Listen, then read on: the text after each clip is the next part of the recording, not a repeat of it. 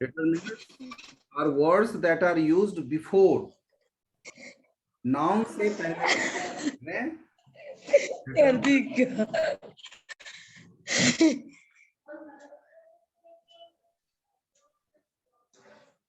कर दियो बंद।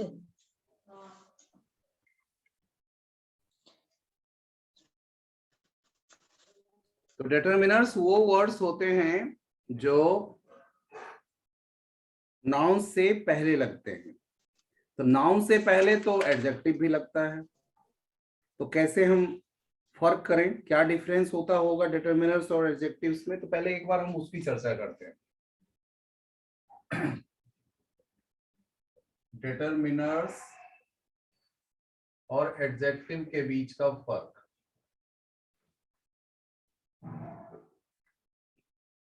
सबसे पहले देखिए, डिटरमिनर्स में चेंज नहीं होता है। There is no change in the form of determiners. No change in the form of determiners.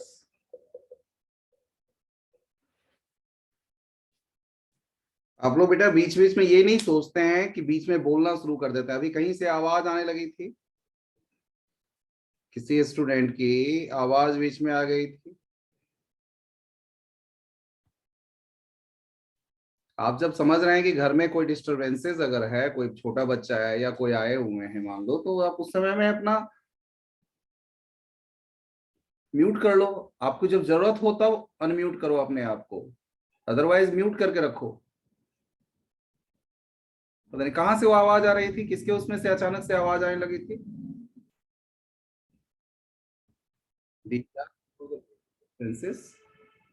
ये डिटरमिनर्स के फॉर्म में चेंज नहीं होता है, जबकि एडजेक्टिव के फॉर्म में चेंज होता है। डिटरमिनर्स जो होते हैं वो स्ट्रक्चरल वर्ड्स के पार्ट होते हैं, जबकि एडजेक्टिव्स जो हैं पार्ट्स ऑफ फॉर्म क्लासेस के पार्ट्स होते हैं। Determiners always use before nouns, जबकि adjectives can also be used after nouns. Nouns के बाद भी इनका प्रयोग किया जा सकता है। के basis of uses there are three kinds, यानी कि सेंटेंस में कहां पर प्लेस किया गया है उसके अकॉर्डिंग उसको तीन बनाते हैं। प्री डिटरमिनर्स में ये सारे आते हैं, all, both, half, double, one third, इस सब टाइप का, व्हाट, सच। फिर सेंट्रल डिटरमिनर्स बीच वाला होता है, जो बीच में a an, the, this, that, my, your, इस सब वाला some, any, no, every, each आप लिखेंगे। You must write them these things.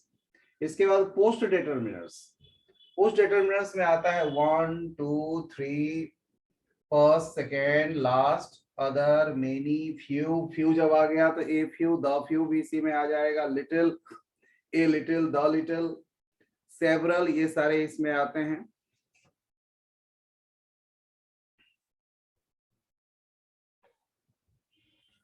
एक बार समझ लीजिए, ये दो हमने post pre determiner central determiner का यूज करके दिखाया है। ये नाउन है, सबसे पहले यूज हुआ है इसलिए इसका नाम प्री डिटरमिनर, और इन दोनों के बीच में प्री डिटरमिनर के बाद में आया है तो ये सेंट्रल डिटरमिनर हो गया। लेकिन इस केस में ये सेंटेंस की शुरुआत की बात थी, इसलिए ये सेम सिचुएशन यहां भी है, both the doctors are corrupted.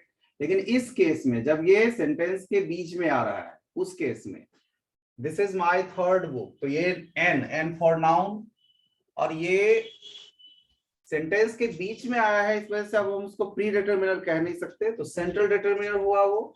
और सेंट्रल डिटरमिनर के बाद जो आया है तो ये हो जाएगा पोस्ट डिटरमिनर। यही केस यहां भी है, the baby wants more milk. इस केस में भी यही चीजें हैं। बस आपके सिलेबस के अकॉर्डिंग ये 5 तरह का है। इसमें देखिए आर्टिकल डिटरमिनर्स ए एन और द, ए एन इंडेफिनिट हुआ, द डेफिनिट हो गया।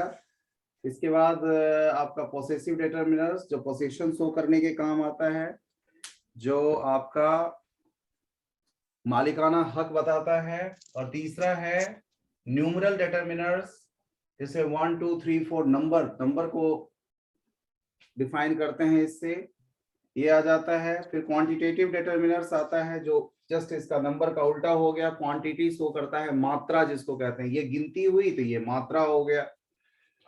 नॉर्मली क्या होता है, जिस चीज को हम गिनती नहीं कर सकते हैं उसकी मात्रा बताते हैं, और वैसे ही आता है डिमॉन्स्ट्रेटिव डिटरमिनर, जो डिमॉन्स्ट्रेट करते हैं, इशारा करते हैं, बताते हैं। पॉपुलेशन ऑफ, ऑब्वियसली क्या लगाएंगे, our country, population of our country is increasing in an abnormal manner, दूसरा कुछ हो ही नहीं सकता। If we do not apply an effective check, someday, किसी दिन, someday it will explode and destroy the things which we have achieved with hard labor. ये आपके मानक बुक से मैं दे रहा था, तो